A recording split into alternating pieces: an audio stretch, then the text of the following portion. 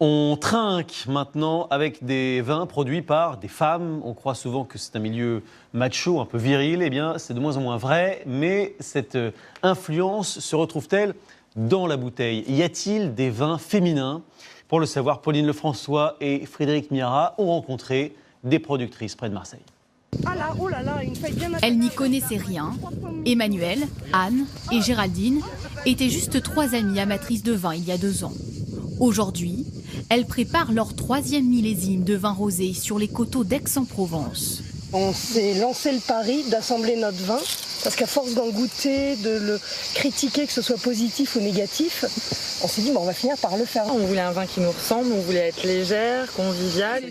Avec Gabriel le vigneron, elles choisissent les différents cépages à assembler pour créer leur vin. Et ça marche. Leur production a doublé en 2 ans.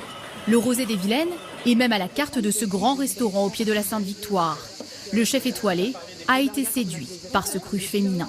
C'est un peu différent, oui, c'est vrai, il y a un peu plus de finesse. Les vins, peut-être, elles leur laissent un peu plus de temps pour évoluer.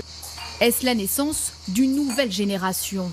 Aujourd'hui en France, les femmes sont à la tête d'une exploitation viticole sur 3, comme Patricia Ortelli dans le Var. Donc ça c'est la cuvée terre. C'est l'une des premières vigneronnes en Provence, installée depuis 27 ans.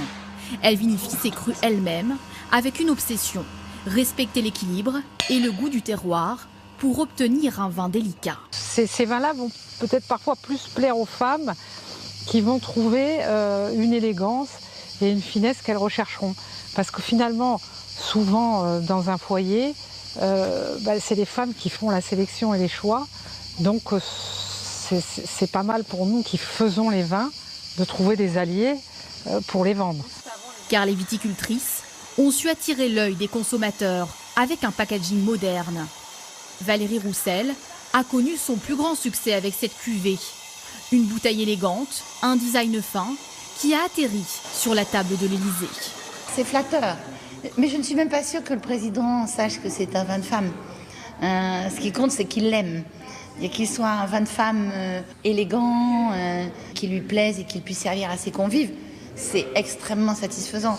Le succès des crus des femmes a bousculé le marché du vin, avec une nouvelle clientèle, plus féminine et étrangère. C'est un autre essor pour la viticulture française.